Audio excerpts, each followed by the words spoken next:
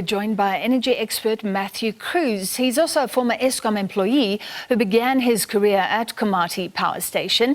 Mr. Cruz, thank you for being with us. Firstly, Komati sounds like this ailing old lady. Are you excited because of what you know, that she will be revived in this way? Yes, hello. Thank you for having me on the show. So I am very excited. I started my career there at Komati as I was getting demothballed and brought back to life with coal. And I'm very excited to hear that now it's getting repurposed to now have other energy sources and move away from coal and get both solar and wind, and also more excitingly battery being installed at Komati Power Station. So I do believe that there's going to be a rejuvenation and revival of Komati Power Station. How long will it take?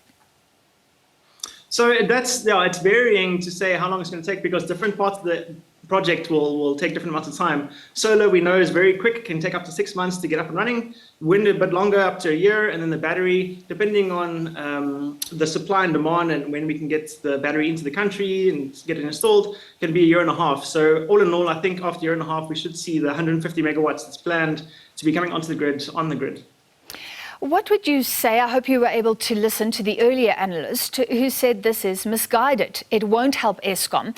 And I think this fits into the whole debate around baseload or energy that has this high availability versus renewables. So renewables, you put on so many megawatts, but sometimes only a quarter of those megawatts are available. Is that the problem here? So I wouldn't agree 100% with the previous commentary. I would say I'm in the middle, where I'm very happy to see that we're going to have solar and wind combined with battery, and that's a significant distinction, because without battery to store the power is only available when it's being created. But with battery, then you can provide power in the evenings and the mornings when we have the peak demand. And that's where it's coming, like the other side of the commentary is coming down to, of how do we get this intermittent power that's coming from solar and wind to provide constant power to the country when it's needed. And so I see a middle road between the funding available from the World Bank in Europe is for renewable projects, but then there's also other opportunities of potentially putting gas or small nuclear reactors there at old power stations as well, to provide that kind of base load that they're talking about that is needed. And without the activity that's going on around these old power stations of rejuvenating them and showing this proof of concept, which is one of the first in the world really, that's taking an old power station like this, big coal power station, and converting it into a renewable and other energy providing power station.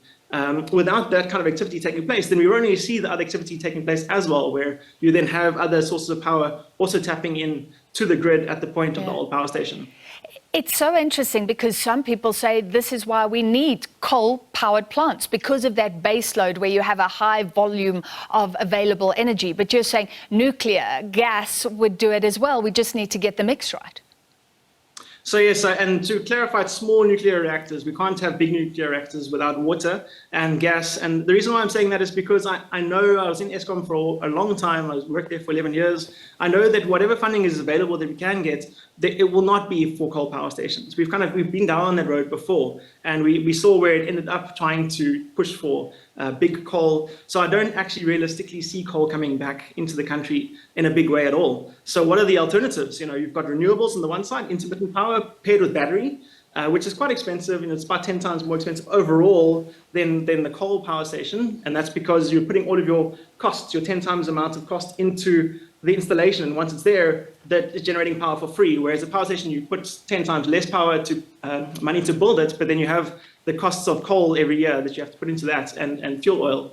So you've got the renewables on one side, but then you've got natural gas, which I'm seeing is going to come in a big way. And then hopefully small nuclear reactors, which have been developed in South Africa 25 years ago already, could maybe become a potential future. But that's something that's going to be kind of more long-term, over 6 years' time. Natural gas is also available right now, similar to solar. All right, well, thank you for explaining how it all works. You have said that there are benefits to refitting an old coal-fired plant, maybe using the shell and then putting the renewable energy in there. Explain that. What are the savings?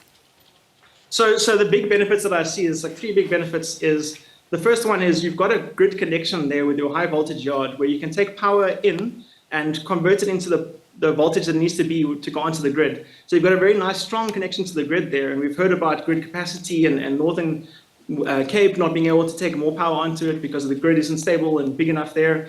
But when you're in Mpumalanga, the main arterial, and you've got a connection to the grid that can take 1,000 megawatts. You can just plug in on the one side your renewable power that you've created into the high voltage yard, and then you've got it going straight onto the grid. And it can be wheeled from there anywhere in the country, so you can use that green energy anywhere in the country. So that's the first benefit. You've got a nice grid connection to the grid that would be very expensive if you didn't have that there previously. Then the second one is the buildings around the power station, and the power station itself can be used for training facilities for people going from coal economy to a renewable and going through the just energy transition to becoming renewable skilled, and also manufacturing is taking place there where they're building smart grids. And then the third thing is you've got the land already zoned for creating power, and the environmental approvals that would need to go through if you're just sitting at a green field are a lot less when you've already got the zoning rights for like doing big industry, doing production of power there, and then putting onto the grid at that point. So there's great benefits that are there. Plus, not just in Komati itself, but the surrounding areas with the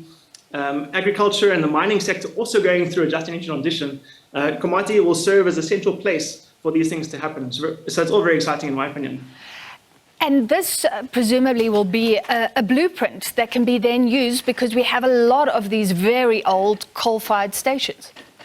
Yes, yeah, that's correct. So we've got the 5 oldest power stations that are coming offline. Komati's come offline. We've got Hendrina, Camden, Grootvlei, Arnott's coming offline. And this is a proof of concept. If we can get it right with Komati, then the bigger power stations that are like Komati's in 1,000 megawatts, and you've got like other power stations, 2,400 megawatts, 3,000 megawatts. They could also then be used to get that amount of capacity on. It's like here at Komati, we had 1,000 megawatts capacity, but now we're only using 150 initially.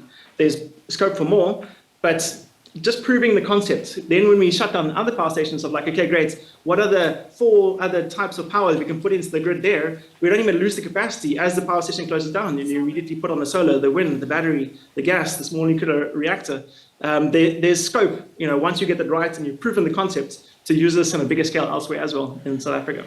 All right, I'm excited as well now. Thank you very much, energy expert Matthew Cruz.